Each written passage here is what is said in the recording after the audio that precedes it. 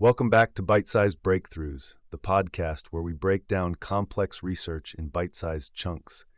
Today, we're diving deep into the world of large language models, and specifically a groundbreaking paper titled Language Models Are Few-Shot Learners. Joining me is Dr. Paige Turner, a leading researcher in the field of natural language processing, and Professor Wide Spectrum, who brings his expertise in the broader context of AI and cognitive science. Paige, thank you for joining us. It's great to be here, Alex. This paper truly represents a significant leap forward in how we think about language models. I'm eager to hear about it, Paige. Before we delve into the specifics, could you give us a bit of background on the evolution of language models and where this research fits in? Sure. For a long time, language models were limited to single-layer word representations, like word-to-vec. This meant they captured basic word meanings but lacked understanding of context. Then came recurrent neural networks, RNNs, which offered multi-layered representations that considered word sequences, leading to improvements in tasks like translation. But the big breakthrough was the advent of transformer-based models, like the ones used in GPT-3. These models are highly effective at capturing complex contextual relationships, leading to huge advancements across NLP tasks. So transformers are like the current state-of-the-art for language models. What's the big deal about this paper and GPT-3 in particular? The paper highlights a crucial limitation of traditional language models. They require massive data sets specific to each task for fine-tuning. This is very different from how humans learn. We can often grasp new tasks with just a few examples or simple instructions. This paper showcases the potential to move closer to human-like learning with large language models, specifically GPT-3. Interesting. So GPT-3 is the star of the show here. Paige, can you tell us about GPT-3's size and its significance? GPT-3 is massive. It has 175 billion parameters, which is 10 times larger than any previous non-sparse language model. This size gives it an incredible capacity to learn and store information. Wow, that's a lot of parameters. It sounds like a leap in scale. What are the key contributions of this paper, and what makes it so innovative? This paper makes several important contributions. Firstly, it demonstrates that scaling up language models significantly improves their ability to perform tasks with just a few examples, what they call few-shot learning. This is a big deal because it means we might be able to use these models for a wider range of tasks without needing massive task-specific datasets. Secondly, the paper provides a comprehensive evaluation of GPT-3's performance across a broad spectrum of NLP tasks. They test GPT-3 on both established benchmarks and novel tasks that require on-the-fly reasoning and adaptation. This gives us a deeper understanding of its capabilities and limitations. Thirdly, the paper tackles the issue of data contamination, which is a growing concern for models trained on massive web corpora.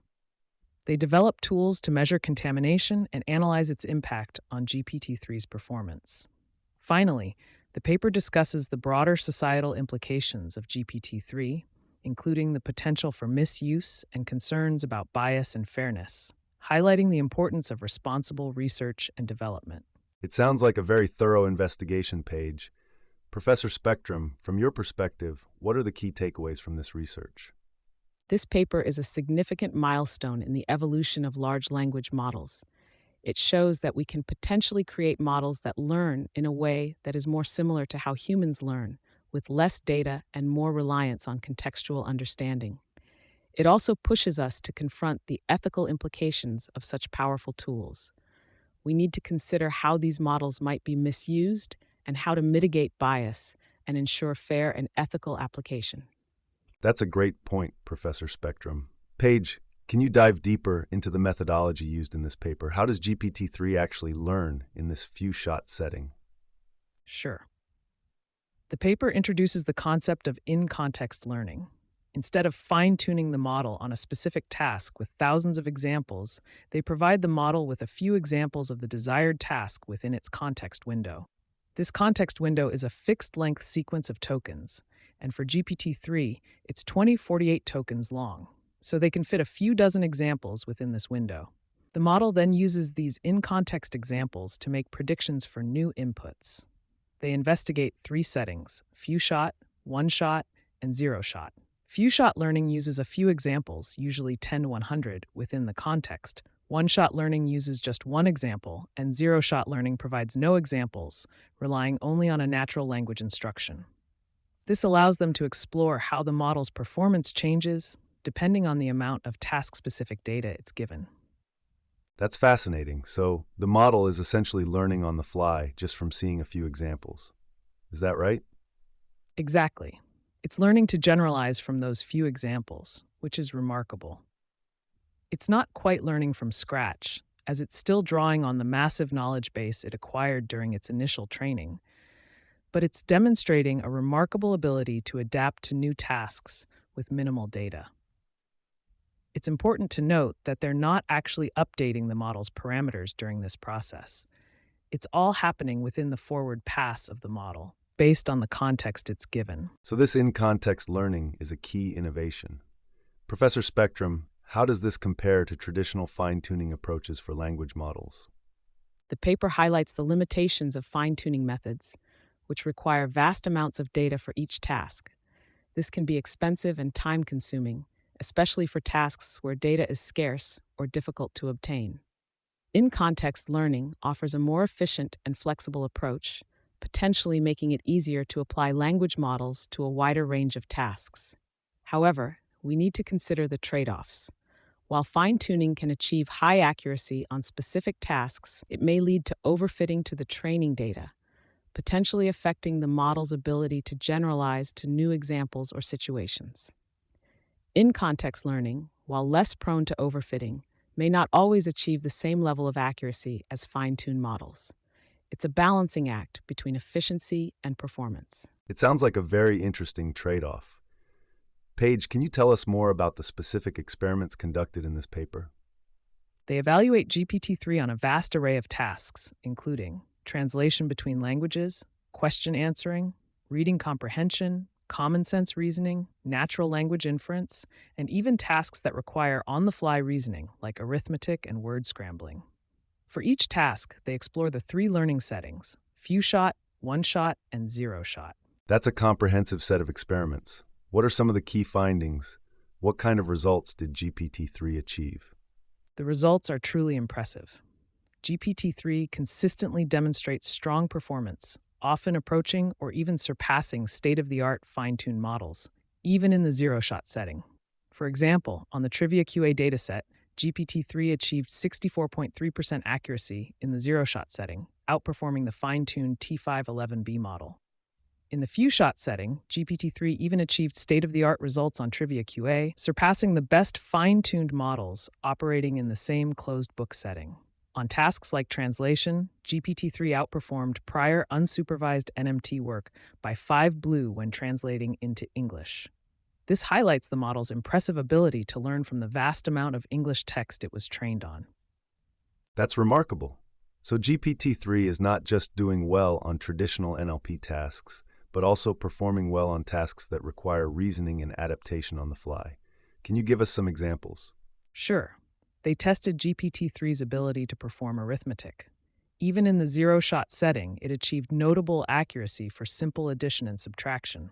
For example, in the few-shot setting, it solved two-digit addition problems correctly 100% of the time, two-digit subtraction problems 98.9% of the time, and even achieved a 29.2% accuracy rate for two-digit multiplication. They also developed tasks to test GPT-3's ability to unscramble words, which is a good test of its ability to learn novel symbolic manipulations.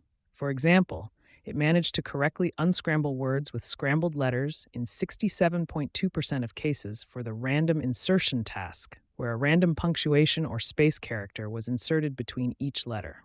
In addition, they investigated GPT-3's ability to use new words after seeing their definition just once. This is a task that's relevant to how humans learn new vocabulary. GPT-3 was able to generate plausible sentences using these novel words. Finally, they tested GPT-3's ability to generate news articles. They found that the model can produce articles that humans find difficult to distinguish from real news articles. This is a bit worrying as it highlights the potential for misuse, especially in the realm of misinformation and fake news. That's incredibly impressive, Paige. But are there any tasks where GPT-3 struggled? Does it have any limitations? Yes, it does. The paper highlights certain tasks where GPT-3's few-shot learning abilities were less impressive, particularly tasks that involve comparing two sentences or snippets. For example, the model performed close to chance on the ANLE, Adversarial Natural Language Inference dataset, and the WIC, Word in Context task. These tasks require the model to understand subtle relationships between sentences and the meaning of words within their context. They also found that GPT-3 struggled on some reading comprehension tasks, particularly those that require the model to reason over multiple sentences or paragraphs, suggesting that its ability to process and integrate information across extended text is still developing. It's also important to note that GPT-3 is an auto-regressive model, meaning it generates text one token at a time, moving sequentially from left to right. This can be a limitation for tasks that benefit from bidirectionality, where the model can access information from both ends of a sequence. This could be a contributing factor to its struggles on tasks like WIC and ANLI. So despite its impressive capabilities, GPT-3 is not a perfect language model. Professor Spectrum, how do you see these limitations affecting the future development of this kind of technology? This paper provides a valuable roadmap for future research in language models. It highlights the importance of continued scaling, but also the need to address the limitations of current models. We need to explore different architectures, particularly bidirectional models, and consider learning methods beyond simply predicting the next token in a sequence. We need to think about how to make models more robust to bias and ensure responsible use. We also need to find ways to improve pre-training sample efficiency, making the training process more cost-effective and environmentally sustainable. And finally, we need to continue to develop more challenging and informative benchmarks, pushing the boundaries of language models and ensuring that we are evaluating them on tasks that are truly meaningful and relevant to real-world applications. That's a very insightful overview, Professor Spectrum. Paige, are there any other specific directions for future research that you'd like to highlight? Absolutely.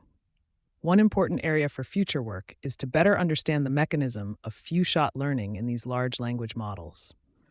We need to understand precisely how they learn from the few examples they are given, and how their initial training affects their ability to adapt to new tasks.